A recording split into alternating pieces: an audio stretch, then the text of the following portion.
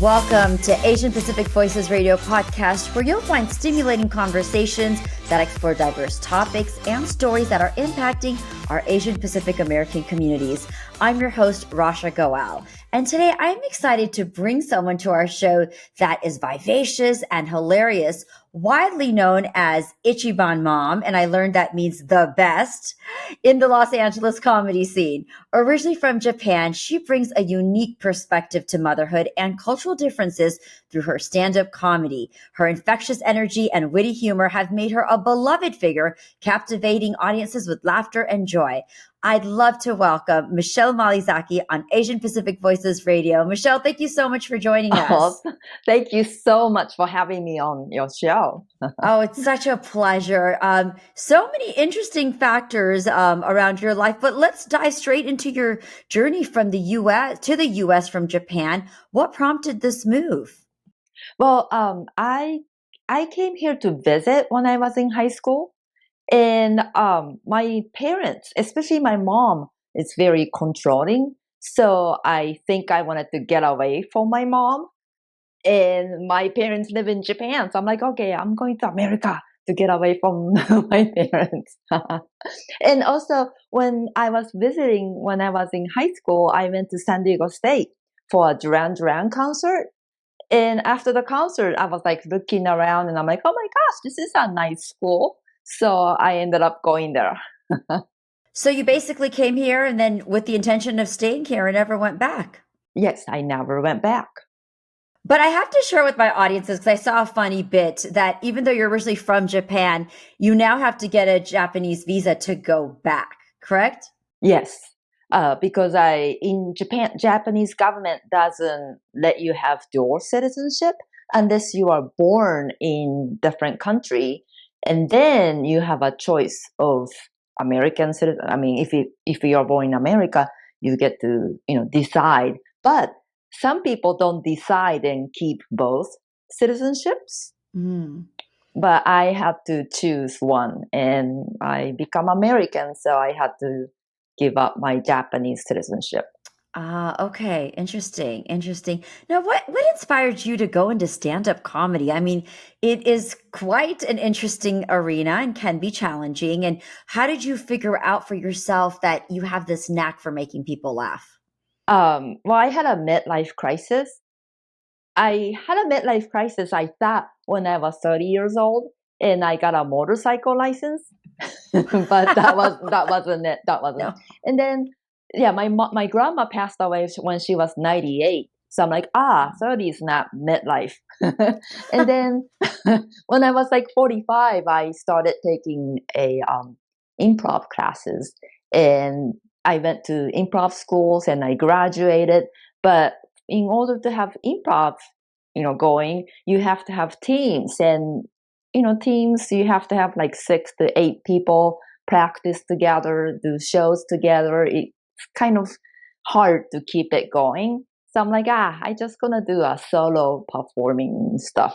And then I had no idea what stand-up comedy was until like few months in. I watched this girl making people laugh every 30 seconds to 20 seconds. I'm like, wow, that's amazing. What is that? And then this guy said, that's stand-up comedy. I'm like, what? I never heard of it. So that's how I started stand-up comedy.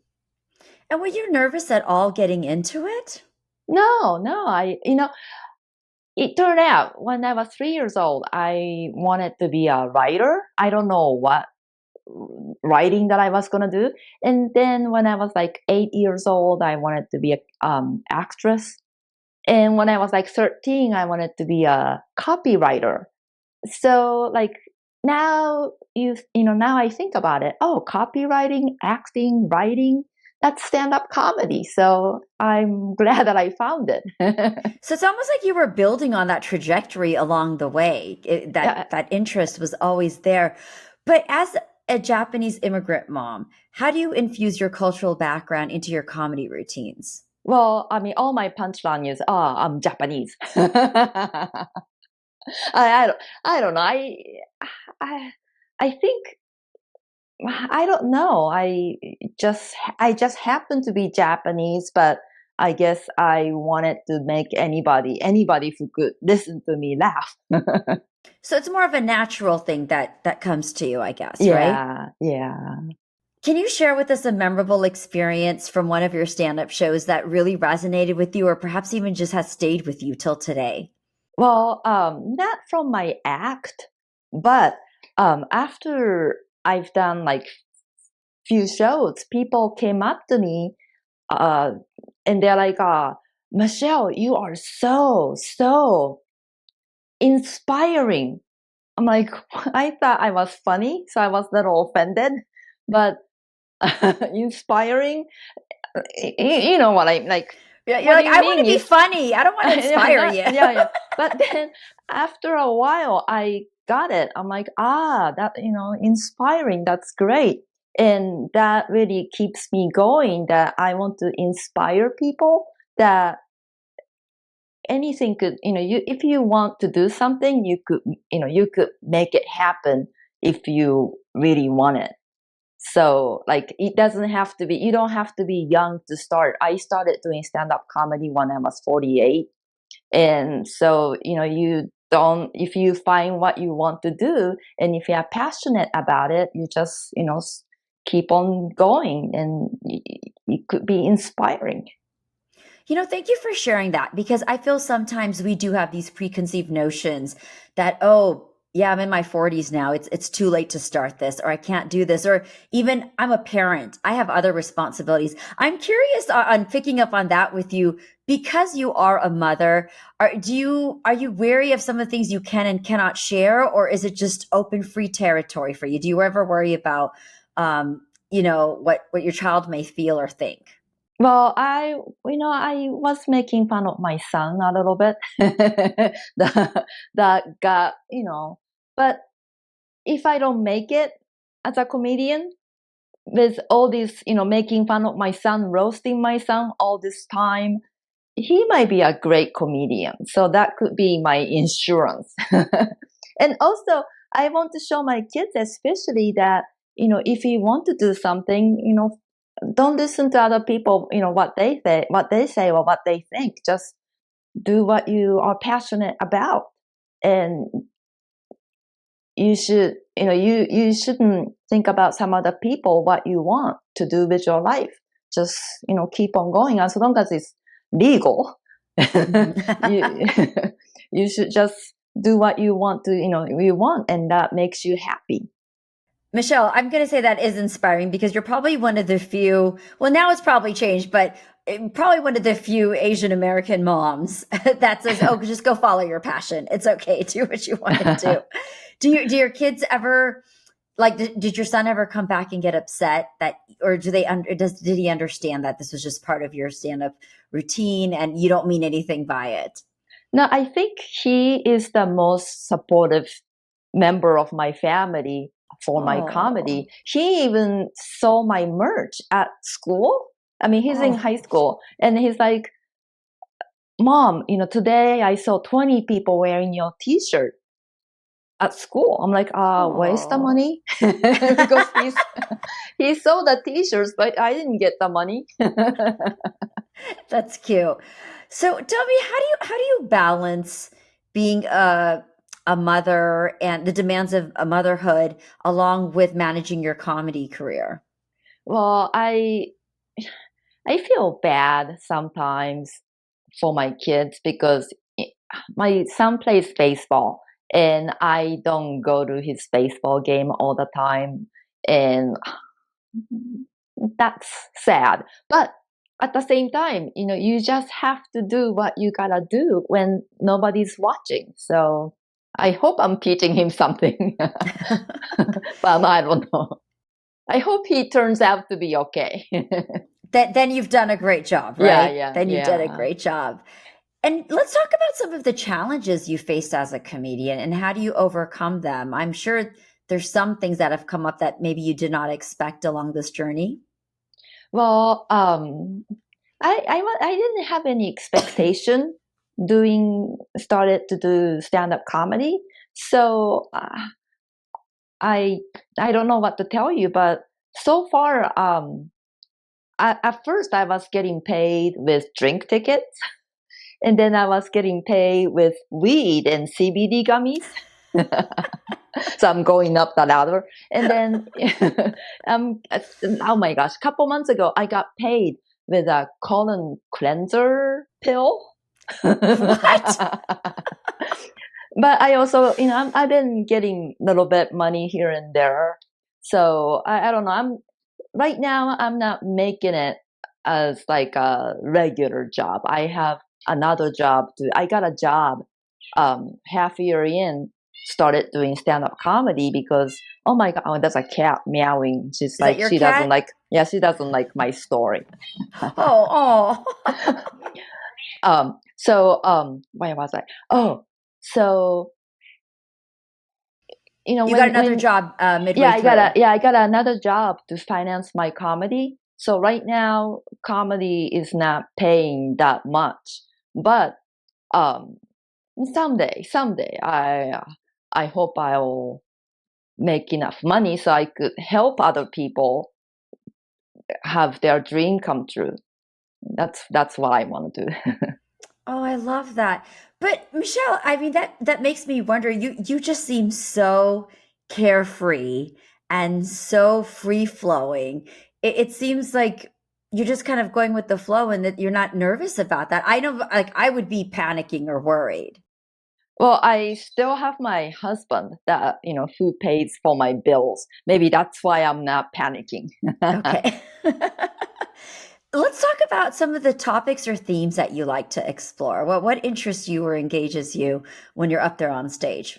I like, because I used to do improv, I would like to talk about things that people want to people want to hear. But I also, my favorite theme is the ones that you could take your grandma to the show and you don't have to worry Mm. about it. That's the kind of things that I would like to talk about. Because sometimes you go to a show and you kind of like, I don't know if I really like this thing. I'm not comfortable. That's not what I want. Like the whole family to enjoy laughing at something together, and you don't have to worry about it. That's like anything that would make that kind of laughter. It's more comfortable for the whole Yeah. family. Michelle, how about the branding? So you call yourself the Ichiban Mom, and plus we were talking about the yellow color. So how talk to us about that? Well, I like the color yellow because I'm kind of a low energy person, and the color yellow gives me a little extra energy that I need. And also, a lot of times people get confused with the faces. I think should I call them white people? Can distinguish between different Asian people. And when they see one Asian comedian, middle-aged Asian comedian, they think, oh, that's the same girl as the one that I saw. So I'm like, okay, I gotta start wearing yellow because nobody wears yellow. And I mean, not I used to say nobody, but like I usually wear a yellow dress and a yellow jacket, and no, but not usually people wear all yellow, so that kind of make me stand out. And also, I'm the yellow girl, so that's why I wear yellow. Ah, so you keep the yellow consistent then. Yeah, yes. Oh, so you probably have a whole closet full of yellow clothes? Yes, and I'm not good at like picking out. I'm not fashionista, so this is great that I have a go-to clothes, and I just put the dress. Dresses are great. You just put one thing on and you're all ready to go. So it's great. Easy and convenient, Michelle, and Yes, less stressful. Less yes. stressful. Well, speaking about something that might be even fun, I don't know if it would be stressful or not, but if you could perform stand-up comedy anywhere in the world, where would it be and why? Well, I want to do a show at Madison Square Garden. That's my Mm. dream. And if I could do that, then I could show everybody that everybody's dream could come true. So that's really my ultimate goal. I love that. There's a certain part of you that is really pushing and inspiring other people to make their dreams come through your own experiences. And I think that's just such a beautiful thing to be able to give back to people. And in terms of giving back, what advice would you give to aspiring comedians, especially those who may also be parents? Just I used to quilt, hand quilt, because I wanted to be an American housewife. And at the quilting classes, they said, you steal time hour away from the kids to make quilts because it takes forever to finish a quilt. So I guess you just have to keep on stealing time away from the family, little bit at a time, to make the big quilt of comedy. And you could design whatever you want, and it's all up to you to design. And I think more uniqueness is better, because a lot of times in the past, some people, like white guys, they stole my jokes and they did it on stage verbatim. But Really? yes, but it made them sound so racist, because I write my jokes cater just for me.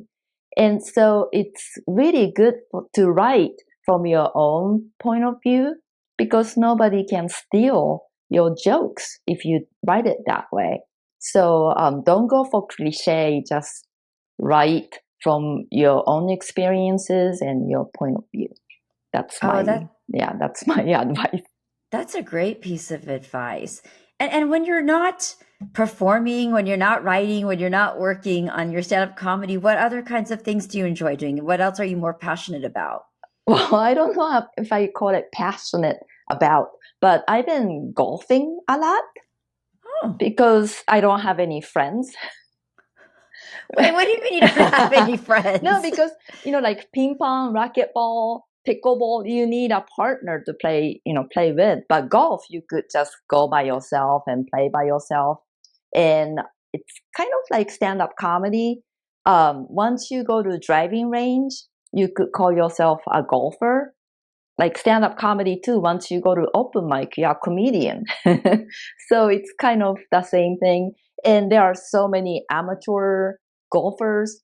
There are so many amateur stand-up comedians, but there's only one handful, good comedians. So comedy and golf are kind of similar.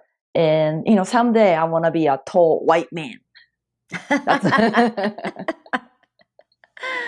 Is there someone that you admire or you're inspired by in the stand-up comedy world? Well, I have a mentor that I won a mentorship from a group called Unlock Her Potential. And they awarded me with a mentorship by Russell Peters. And he is so amazing. Brilliant. Yes, he is. And he's not just funny, but he is a nice person. Mm-hmm. And that makes me want to be a nice person before funny comedian. But it's hard to be it's hard to become a nice person. Is it? So hold on. So were you saying you weren't nice and you want to be nicer? I want to be a really, really nice person. Okay. But you want to be a nice comedian, right? A nice comedian too, but I want to be a nice person first and then a good comedian. Oh, I love that. And yeah, I'm familiar with Unlock Her Potential. It's a beautiful group that offers wonderful mentorship to people. I have a fun thing I want to ask you. So if you were to create a sitcom that was based on your life as a stand-up comedian mom, what would the title be, and who would play you in the lead role? Well, I want to play me. Fair, that's fair. But I think I don't. I don't know. I think I want Christina Applegate to play me because she's funny. And wait, then she's not Asian. Hold on. How is she going to play you? Yeah, people are going to get upset. Oh, she's not Asian. But yes. I want a white person to be me, but then have to go through all the extra stuff that I had to go through. Oh, that's an interesting perspective. So to experience what your journey has been as an immigrant. Yes. I mean, I took some acting classes because I really did wanted to become an actress. So when I came to America, I took some acting classes, and my teacher said, "Oh, Michelle, you are a very good actress if you don't talk, if you don't speak, if there's no What? line." Wow. I don't Yeah, think I've ever heard a teacher say that. yeah, so I'm like, oh, okay, that's when I kind of gave up. But I don't Oh, know. that's horrible. How discouraging. But I'm glad you shared that, Michelle, because I think it's important to have those conversations. Not all classes are perfect. And I think it also it's part of that immigrant journey, right? And finding that place of where are we accepted and how do we accept ourselves, but then make sure that we're also accepted into society, despite where we come from, what our background is, and the different things that are a part of us. And I know I can't speak for other races, but I know as a South Asian American, there's a lot of different nuances that are in my community where, yes, I understand that, but I know people criticize them. But I have to say, shame on that teacher because that is so discouraging to a student. Yeah, I was discouraged. I'm like, yeah, whatever. But you know what? We're going to turn that to a positive because maybe Yeah. that conversation led you to going into stand-up comedy and Maybe. pursuing this passion that you're really excited about. Yes. Right? And yeah. So what would be a title? I'm like trying not to touch the microphone, so I'm just keep on doing. Yes, what would be the title? I was like thinking about it, but I couldn't come up with a title. I think I don't like that slogan, like "Stop Asian Hate." I do not like that. I like my slogan, "Love Thy Asians." Oh, that's cute. Yeah. Well, I was thinking Ichiban Mom. Ichiban Mom. Yeah, but love Thai Asians. Because, when I came to America, I didn't know I was an Asian. I thought I was Japanese. But then when I Yes. came to America, I'm like, oh, I'm part of Asia. And that made me feel so great. Because before it was like me against the world. But I got all those people from other Asian countries that, we could go together. And that made me feel so powerful. So I want something with Asian. Well, I think that's such a beautiful thing and love thy Asians. You're right. And I think, I don't know how much support there was when you came here, but I can definitely, from my own experiences too, I'm born and brought up here, but the support from the community has changed a lot, right? I mean, even for the immigrants who came in the 70s to the people who are now moving to the US, the experience is completely different. And the support of the Asian community as a whole is very different. I feel like there's so much more support than there was before. So, but yeah, that ties into you and that makes you feel good. So I'm going to be looking out for that sitcom because I think that would be a fun sitcom. As you look at life, Michelle, and just moving forward in the next few years, what are you excited about? Well, I hope I could have good footings toward MSG, Madison Square Garden, because I really, really do want to be there on the stage. Now, I found out there are 2 theaters. I want the main theater. But, right. But if I can, okay, side theater's okay too. But as long as you're there, right? Well, let's collectively put that manifesting energy in there for you. And 2030, 2030, right? And then my producer and I will be there cheering you on. Okay. I need to sell 25,000 tickets more. Okay. Then I will be okay. Then you'll feel good. Well, then we got to start now. Michelle, I've got just a minute left here. So, anything else that you'd like to share with us? Well, I've been also doing a podcast for a Japanese American National Museum. And yes, it's called Japanese America. And, and I knew, but I really didn't hit me Well was about Japanese concentration camp during the World War II. And they use this word that I can't say it right. Pilgrimism. Pilgrimism. Pilgrim. So they have pilgrims. No, pilgrims. Oh, I don't know. I can't say that word. Okay. So each year in April, they go to Manzanar Relocation Center to see the national park. It used to be one of the concentration camps in America during the war. And now it's a national park, and they go together with Japanese Americans to see, what was it like. And a lot of people are dying from all age who's spent time there. And I would like for people not to forget about it. Yeah, that's so important. I think our roots and our cultural heritage, and I was speaking to another woman in her 80s who's from Vietnam. Mm. And that was the thing, was the never to forget that, we're here today because of them, and that there's a lot of pain there, right?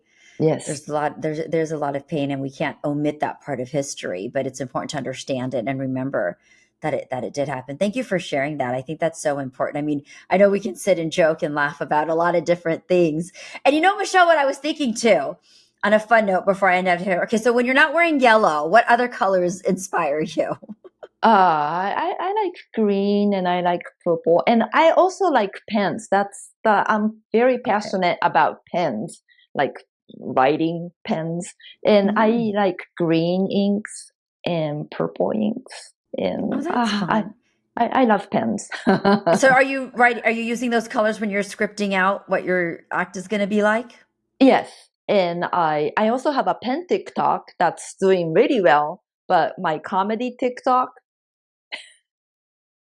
How's the comedy TikTok going? Okay, so we need to help get that going. How can people find you on social media? What's the handle for that TikTok? So pen TikTok is MaliZaki, and comedy TikTok is Michelle MaliZaki. So there's two different ones. Two different ones. Yes. Okay. All right. Well, now we know where to find you. And so people can connect with you. They can find you on there, and they can learn more about you. Thank you, Michelle. It has been such a pleasure to have you. Michelle MaliZaki. Make sure you look her up and connect with her, and let her bring some laughter into your life, and let's support her and get her to Madison Square Garden. Right, Michelle? Yes. Yeah. I feel like I'm like this little cheerleading team here right now, leading, just leading the way up there. Well, it has been a pleasure. So thank you so much once again for joining us on our show today.